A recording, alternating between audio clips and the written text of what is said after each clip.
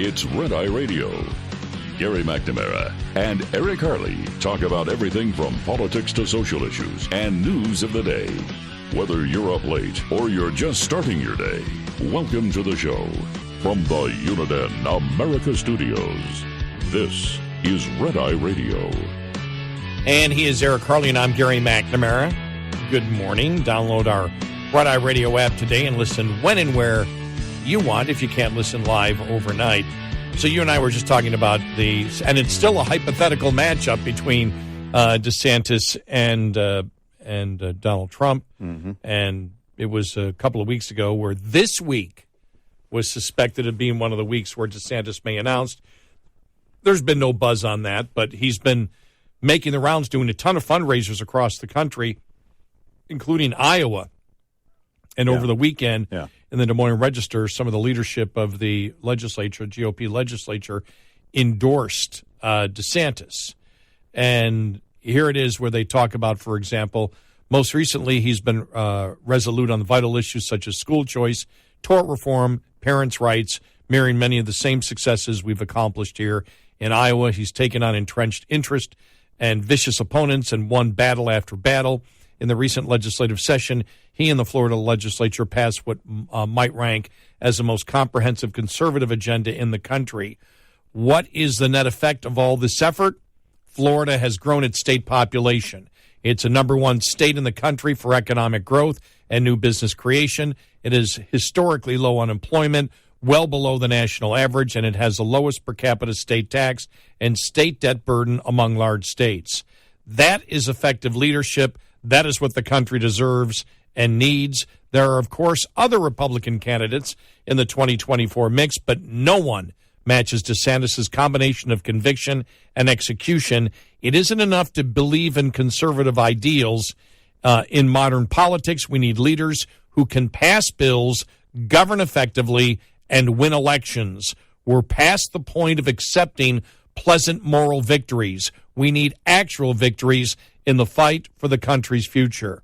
That point may be the most critical in the governor's favor. In his 2022 election contest, Ron DeSantis won by a country mile, not a county mile, against a former Republican governor. He secured victory by almost 20 points, the widest margin in a gubernatorial contest in 4 decades. He carried 62 out of the state's 67 counties, and most astonishing of all, he won Miami-Dade County by over 11 points, historically the bluest of blue counties in Florida. Is that all you do is promote that over and over again? And write it that way? And state it that way? I think that has to be a part of it, but I think in today's political arena, you're going to have to spell out, but what are you going to do for me, right?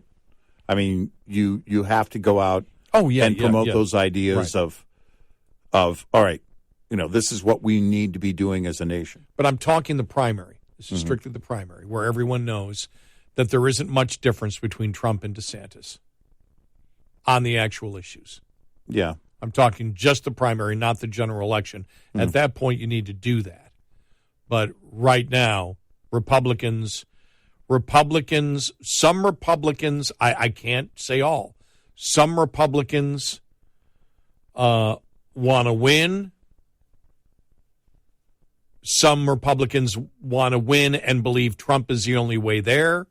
Some Republicans believe that they need to win, but they can't do it with Trump, that Trump cannot win. And that's based on the fact that the majority of people voting in the election will not be Republican. Can Trump gain independence? That's the question.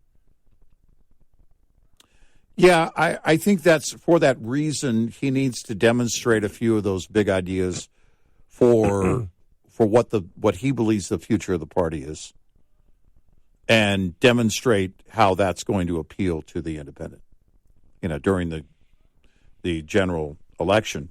I think there are a number of things too that along the way you have to demonstrate. I think it has to be a very clear difference between the two of whether you engage or don't engage. Now, when you see here, because you see this point here where you talk about the fact that he won 62 out of 67 counties, and he won Miami-Dade County by over 11 points, historically the bluest of blue counties in Florida. Now, many will say, and you'll see the Trump supporters say this I've seen on social media. I mean, these are the loyal, these are the people that are actually working for him or, been with him since day one. I know who these people are. And it's like they would take that and say, see, if you win Miami-Dade County by over 11 points, then you're a rhino.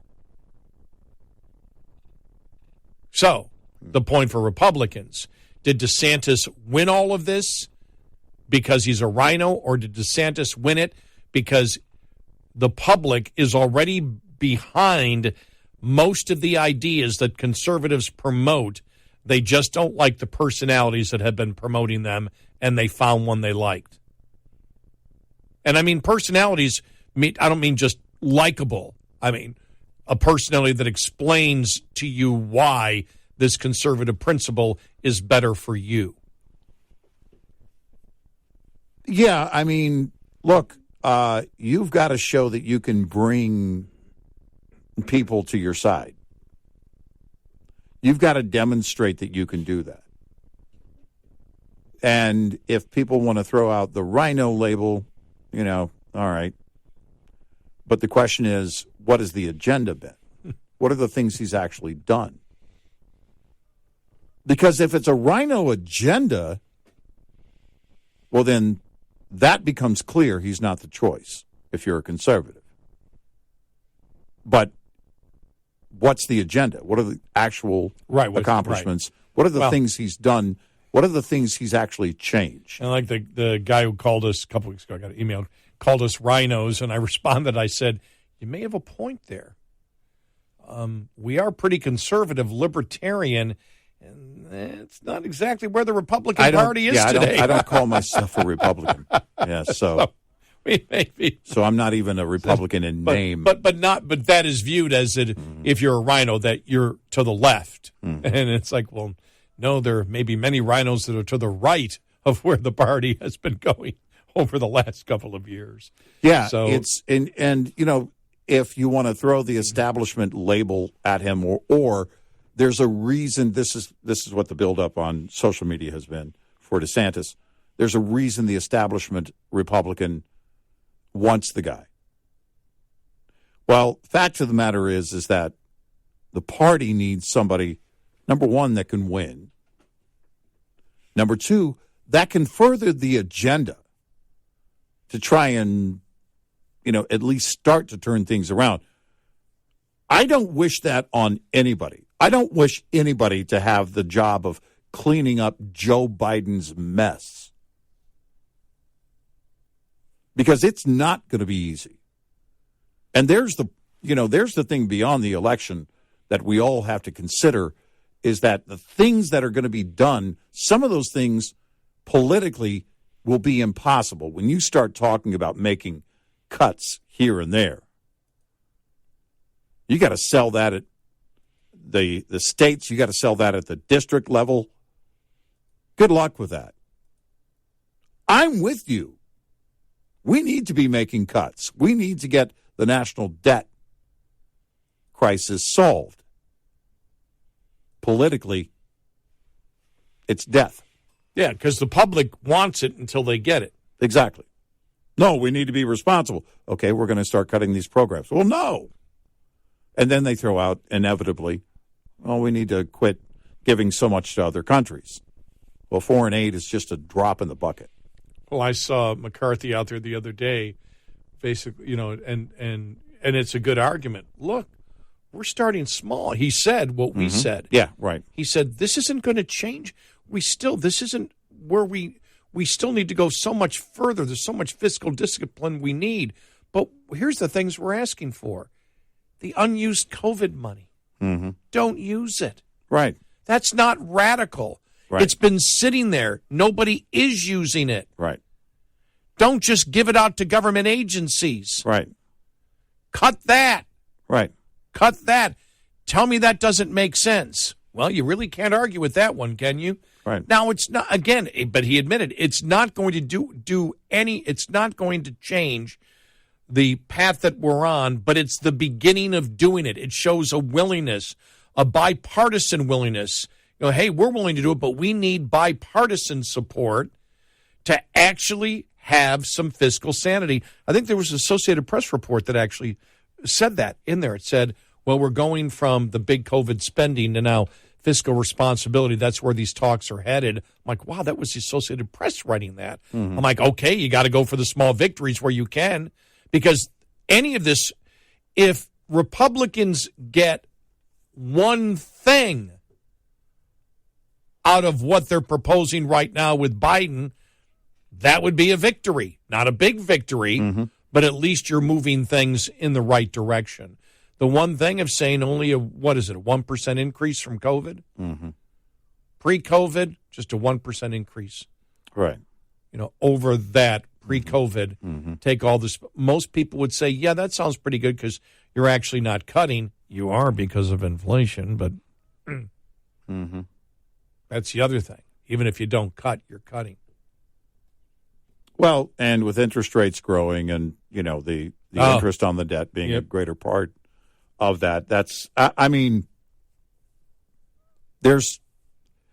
there is no quick way. There is no fast solution. That's why Biden put in the $6 trillion, budget, because they knew inflation and the interest rates were going to eat into the budget no matter what. Right. And if Biden proposed a budget that was just up 5%, you're still getting killed from the extra $400-500 billion in interest you have to pay on the debt because interest rates are up. Yeah. Yeah, there isn't going to be a quick solution on this. And everywhere you look, there's a fire. So, we're just talking about the debt. We're talking about spending. It's funny because in the media, it's like, anybody know when the actual deadline is? Janet Yellen keeps using June 1st, but it does vary because of revenue and spending. Right. And the fact of the matter is that there is no political will to come in and do the drastic cuts needed. No. But can you get the political will, and the GOP seems to think so, to do what they're doing? Start small. At least officially recognize that it's a problem. Yeah, if nothing else. We're talking about the national debt again. That's a win. Well, no, you're right. Everybody knows it's a problem. The Democrats won't admit it's a problem. Exactly. Like, just get him to admit that it's a problem. And we've moved a little bit in the right direction. Right. Especially if we can get anything cut. Right. In order to get the debt ceiling raised. Right. And that's why you make it a short debt ceiling, though. You don't make it $10 trillion. You make it $1.5 trillion with this, and then we'll do it again. And if you haven't cut in that time, then we're going to hold that against you because you said we would make major cuts afterwards in order to balance the budget, but you're not willing to do it. Right. Because, see, that's the thing. There is no history between this Congress and the executive branch. Right. And so you don't want to go $10 trillion, which would take, 3 weeks to spend. You do $1.5 trillion, which would be done by next Tuesday. Yeah, I was going to say, we might not make it to next weekend. We won't make it to June 1st. 866-90 Red Eye. So what are some dairy producers proposing in the way of changes to federal milk marketing orders? Associate Administrator of USDA's Agricultural Marketing Service, Melissa Bailey, says for two proposals offered this past March, the International Dairy Foods Association and the Wisconsin Cheesemakers Association submitted separate proposals to amend the federal milk marketing order make allowances, which is the value attributed to converting raw milk into certain dairy products. And these are used to establish minimum prices for milk that is used to then manufacture these products. Those pricing formulas are the basis for the minimum average average price that USDA announces for each of the 11 federal milk marketing orders. Earlier this month, the National Milk Producers Federation submitted a separate proposal with several components to amend the order. The Agriculture Secretary is currently requesting more information on the March proposals and reviewing the May request. I'm Rod Bain reporting for the U.S. Department of Agriculture in Washington, D.C. This report is made possible by Cenex Roadmaster XL Premium Diesel and Citgo Lubricants. Lines open for your calls. 866-90-RED-EYE on Red Eye Radio.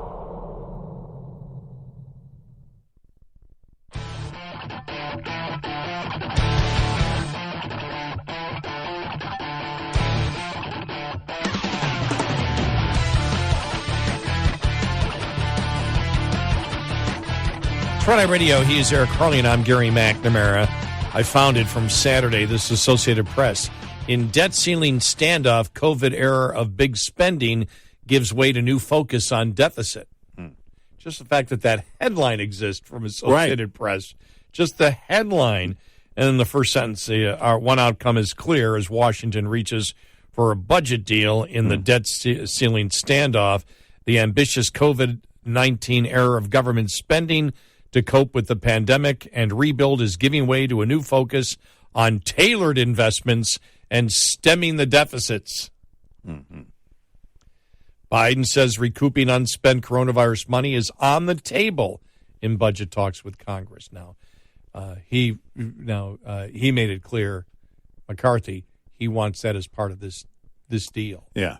That if you can't put this in this deal to show the public that you want to, have restraint, then nobody believes you, I think was McCarthy's point, which is a solid point. Sure. Meanwhile, the Education Department is preparing to restart the federal student loan debt repayments after a 3-year pause. Yeah, next month, June. Yep. Cardona revealed the administration's intention at the Senate Appropriations Committee hearing on Thursday when Senator Katie Britt of Alabama asked him why the government should forgive student loan borrowers when President Biden is demanding that Congress pay its debt obligations in arguments with Republicans over the debt limit. Britt, a first-term senator, cited the remarks about the federal debt made last Monday by Karine Jean-Pierre and asked if Cardona agreed. That's where she said, if you buy a car, you're expected to pay the monthly payments. If you buy a home, you're expected to pay the mortgage every month. That is the expectation, Jean-Pierre said, as we played it and all laughed last week at it and said, oh my gosh, she opened herself up big time. Cardona said he agreed with the White House, and then she said the same logic must apply to student loans. We agree, and we're preparing to restart repayment because the emergency period is over, and we're preparing our borrowers to restart. Did the polling show that the public had had enough with it?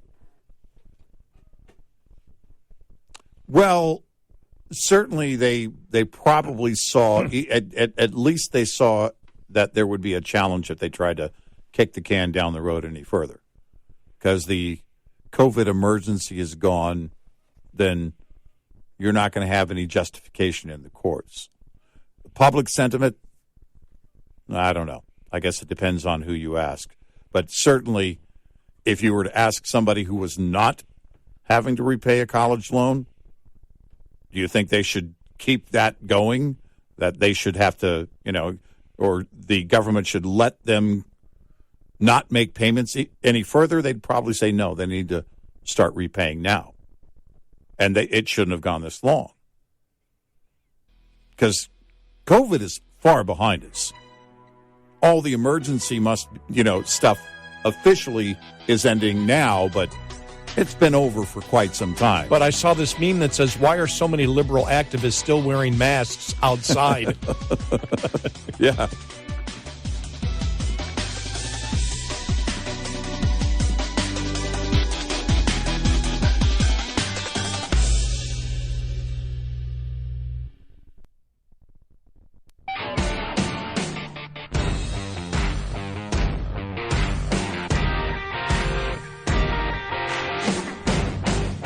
You're listening to Red Eye Radio from the Uniden America Studios.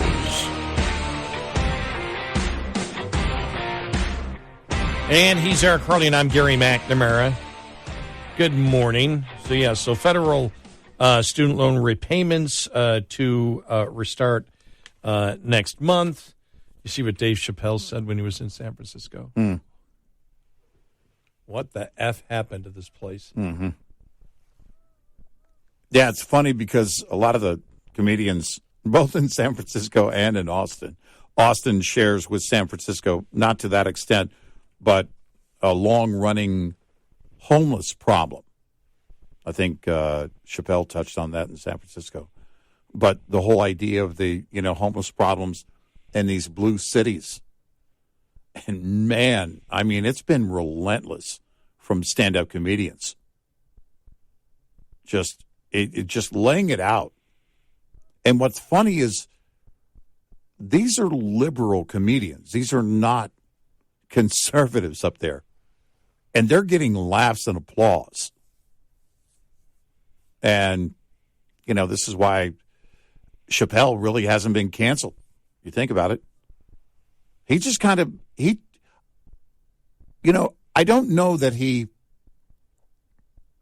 had to fight back because his audience was always there. They didn't abandon him. On the whole Netflix thing, Netflix was like, well, you don't have to watch it. They had people internally that were quitting over his stand-up specials. And Netflix management came back, and because they did the inside work, they looked at it. Their audience members, the subscribers, were watching the specials all the way through. Well, you see the same thing about CNN last week with the town hall or the debate between Trump and the anchor person. Mm-hmm. Yeah. And the uproar of the left. Mm-hmm. They were more angry at that than they were Don Lemon or Chris Cuomo being blown out. They were furious about it. Why? Yeah, why is that a problem? Well, because Trump will put out disinformation. Well, then we stop all interviews of every Democrat. Right. In fact, CNN shouldn't be on the air at all then. Right. New York Times shouldn't print a paper. Washington Post needs to fact-check their own fact-checker and then go out of business. Well, if you're talking about that we can only allow people who tell 100% of the truth on the air and you're a liberal Democrat, then you're delusional. If the GOP decides to come to an agreement with CNN and have a primary debate on CNN, they'll lose their ever-loving minds. Yeah. Why are they so upset? Ask yourself this question. Why are they so upset about anybody that they disagree with getting airtime? Getting any airtime or any speaking time in front of a college or anything. Right.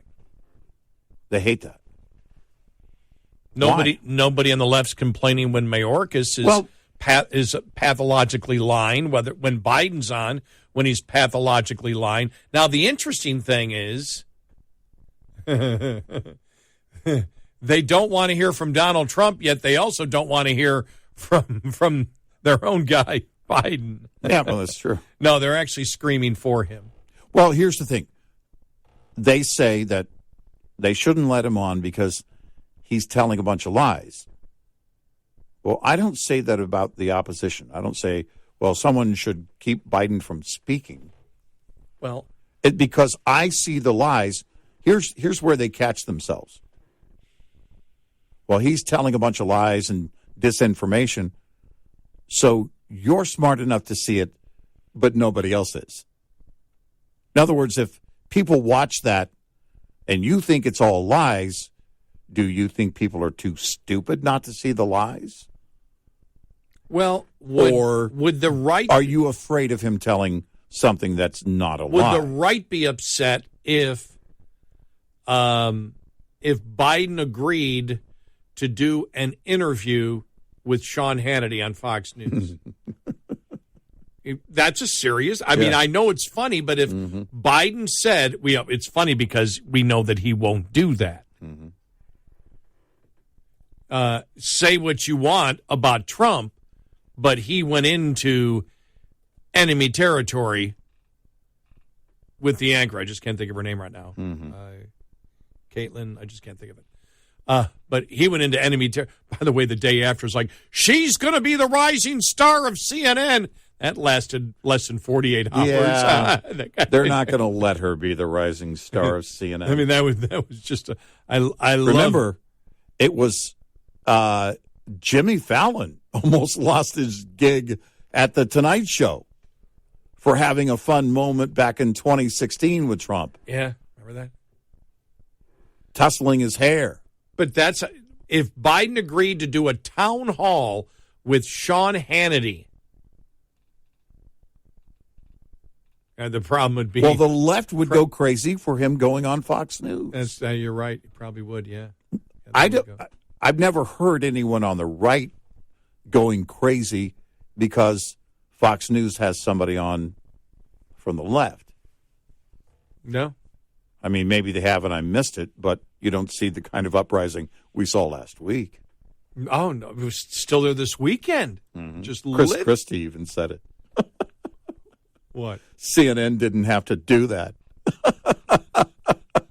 And he's going to be the nominee. He says he's going to be the nominee. Okay.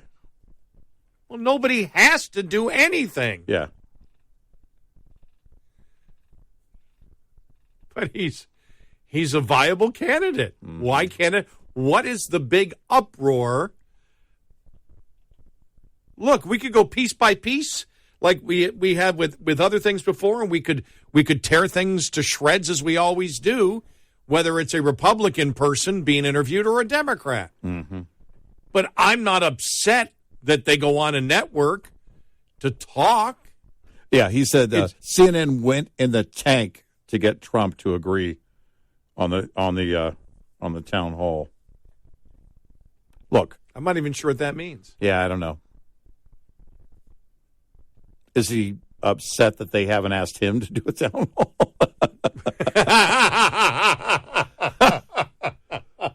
Yeah.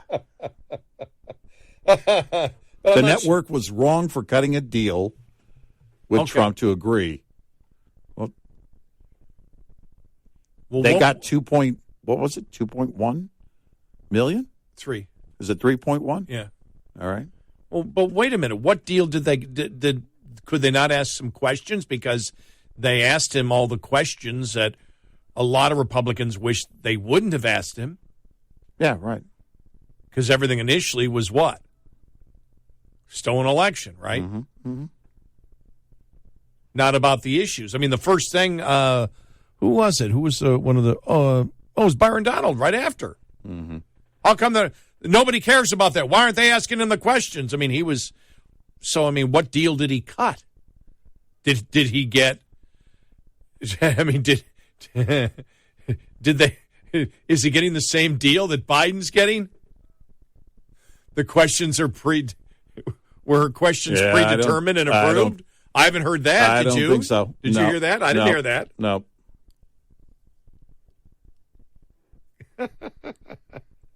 But I just thought about that over the weekend. I mean, these people are just furious. You know, it's like, who cares? Judge them by the substance of what was said back and forth. Judge everybody by the substance. Why are you angry that somebody's interviewing somebody else? Both parties agreed, of course. Both parties cut a deal. The deal, will you come on and do a town hall? Yes. Okay. I didn't hear anything about any pre-approved questions, did you?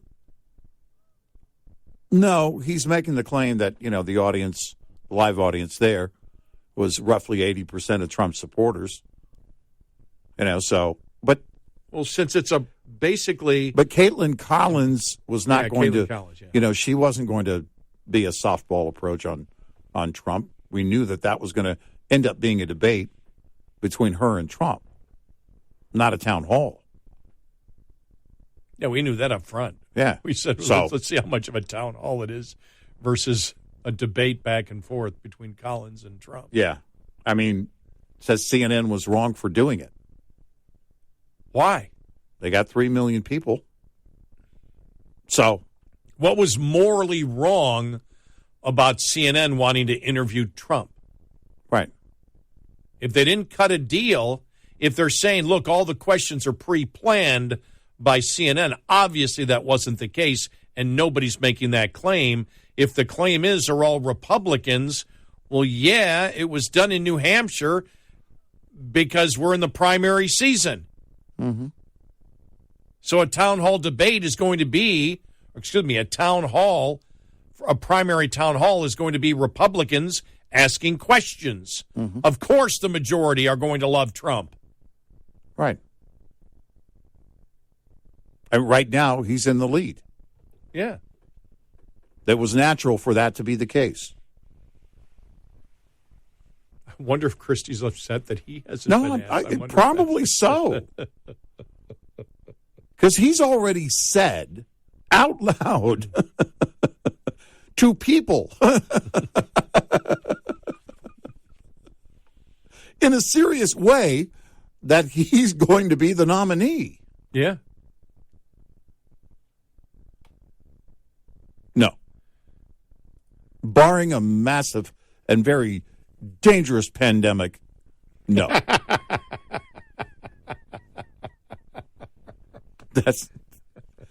That's not going to be the case.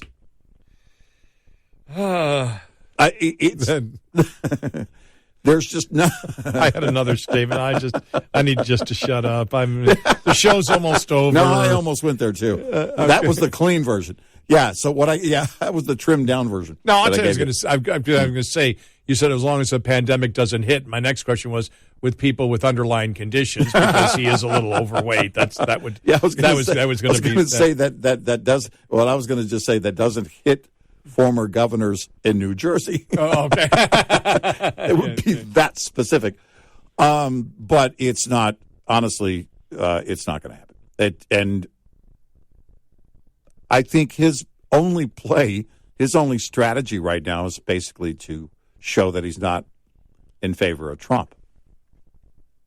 You know, he and Mitt Romney are very much alike in that. Okay, fine. But he hasn't demonstrated at all as to why he would make the best nominee. He just hasn't. And right now, Trump is leading in the polls in the GOP primary. No, and the fact is with Christie, and you and I talked about it before when he ran in 2016. We talked about it afterwards. I mean, he was the time on stage where Trump was ordering him around. I mean, that was just the worst Sent imagery. him back to his plane. That's the worst imagery that you could have possibly ever imagined. Yeah. I don't know if anybody remembers it except us because so many people live in the bubble of today. But it was a moment where, let's be honest, he looked wimpy. Oh, man, it was horrible. Extremely wimpy. It was horrible. And, he does have a strength of speaking loud, and I don't mean loud and clear, and he can be very precise in his answers. That's what he should focus on. Yeah. But sitting there saying that CNN shouldn't have done, I would have said, well, they can do whatever they want. I'm going to attack the substance of, if he's Christie, I'm going to attack the substance of Collins. I'm going to attack the substance of what Trump said here. He's right. Talk about the substance of it. The fact that a debate happened or a town hall happened or a debate broke out. Yeah.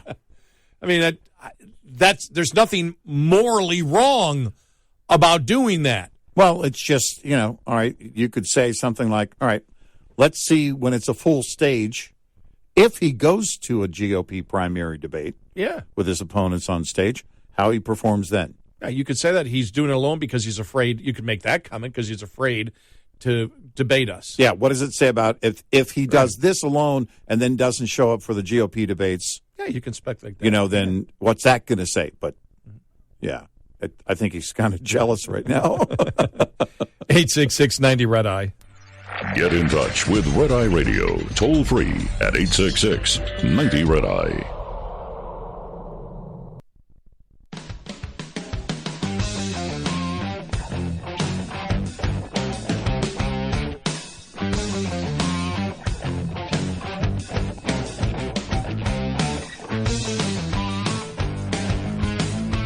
It's Friday Radio. He's Eric. I'm Gary. and so when you heard so much talk about it was wrong for CNN to have Trump on, I'm thinking to myself, well, was it more wrong to have Trump on or to have Chris Cuomo on as long as they had him on? Yeah. Or right. was it wrong to have Trump on in a debate with an anchor and then some questions from Republicans in a primary town hall? Or to have Don Lemon asking whether a black hole took down an airliner? Yeah. Right.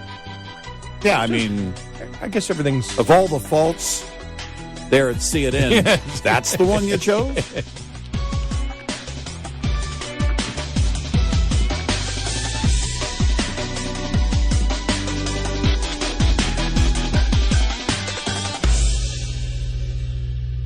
This is Red Eye Radio on Westwood One.